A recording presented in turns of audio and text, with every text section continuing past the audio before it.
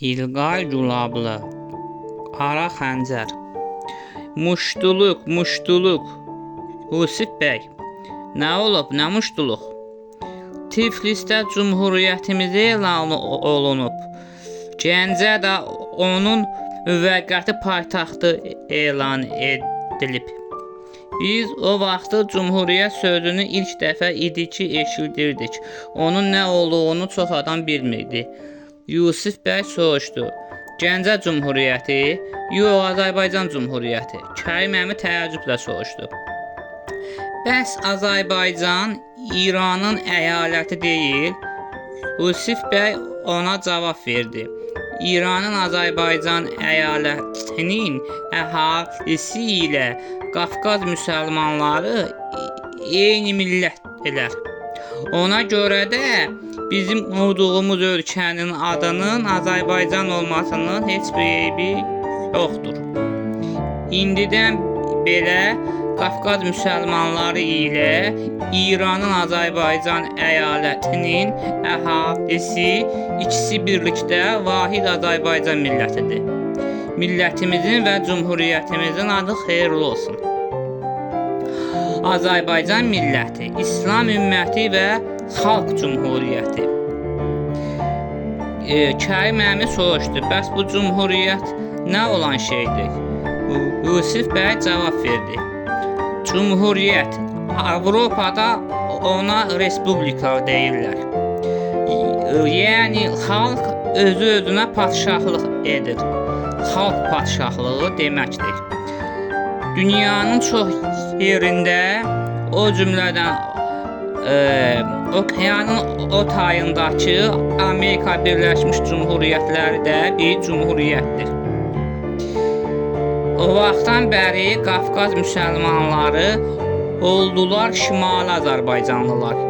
İranın Azərbaycan bölgəsinin əhalisi isə oldular Cənub Azərbaycanlılar. Osmanlı dövləti Tiflisi ələ keçirib Zaqafqaziya Federativ Respublikasını devrildikdən sonra Zaqafqaziya Seymindəki müsəlmanları təmsil edən müsavatçı deputatlar Osmanlıların tərəfinə keçərək Azərbaycan Cumhuriyyətini qurdular. Bizim Musavat batalyonu da Osmanlılardan ibarət Qafqaz İslam ordusunun tərəfinə keçdilər və Nuru Paşa bu ordunun baş komandanı oldu. Biz ermənilərə qarşı mübarizəni davam etdirirdik.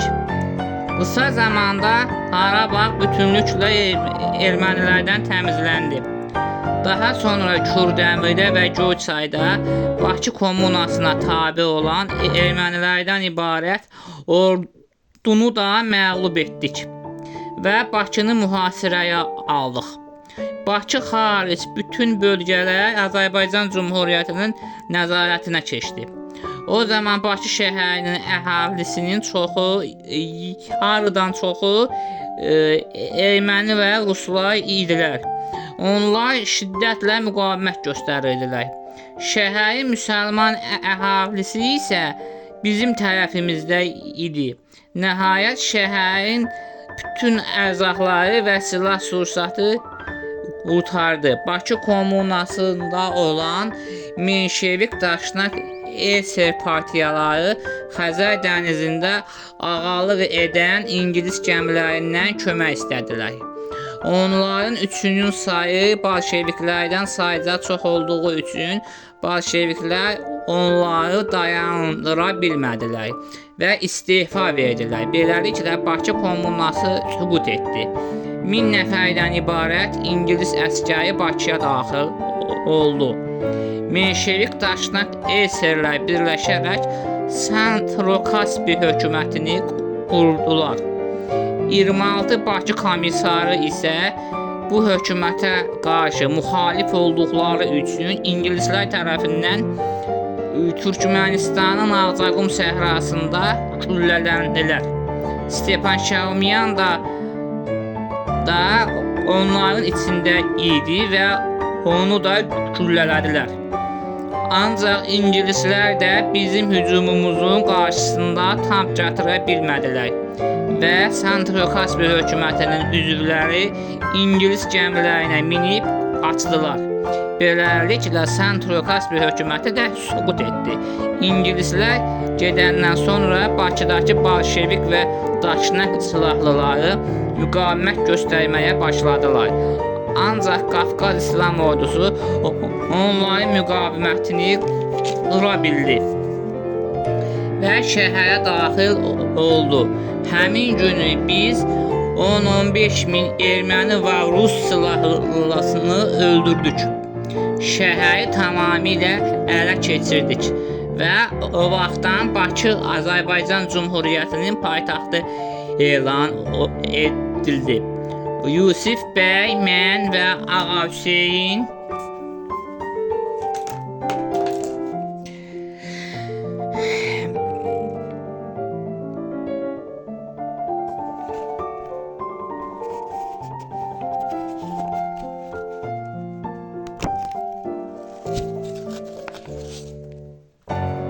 Əmin göstərdiyimiz rəşadətə görə Nuri Paşa tərəfindən mükafatlandırıldıq.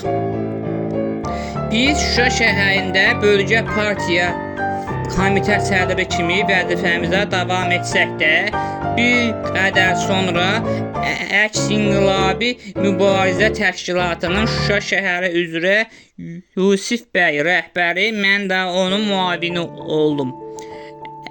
Əmin də orada işləyirdi. Artıq analarımız bizi evləndirmək istəyirdilər. Bizim evdə anamın bir qulluqçusu var idi, Fatma xala. Anamın bütün işlərini görürdü. Sən ki onu tanıyırsan, bəyim nənənin hələ də yanındadır. Heç kimi yoxdur, körpəlikdən bizim evdə böyüyüb. Yusif gildə də Zinət adlı bir qulluqçu qız var idi. O kiçik yaşlarında olarkən valideynlərini itirmişdi. Onu Afət xanım böyütmüşdü. Artıq 15 yaşı tamam olmuşdu. Evdə Afət xanıma qulluq edirdi.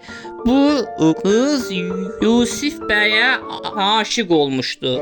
Onun bu sirrini sənin anan Solmazdan başqa heç kim bilmirdi. Anan Solmaz Şuşanın adlı sanlı Bəyxan nəslindən olan təhsilli bir qız idi. Atası Yusif bəyin sadiq adamlarından idi. O da Yusif bəy kimi ailə dostlarımızın övladı idi. Həmişə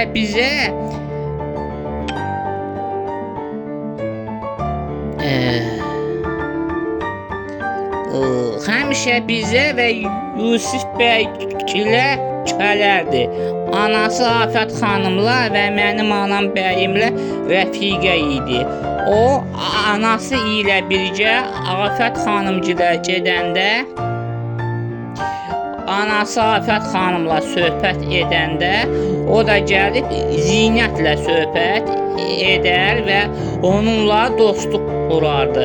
Baxmayaraq ki, Zinət yetim bir qulluqçu qız idi. Anan isə oxumuş bir bəy qızı idi.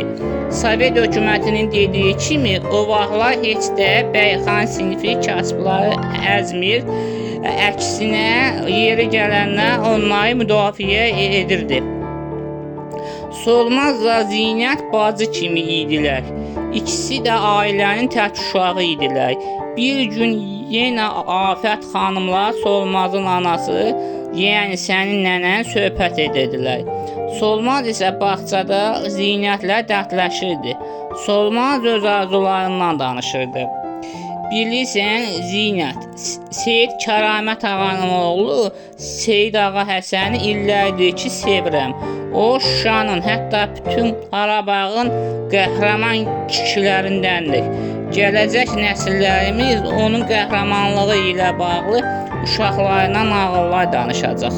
O mənim röyalarımın qəhrəmanıdır. Zinət də utana-utana öz sevgisindən Yusifə aşiq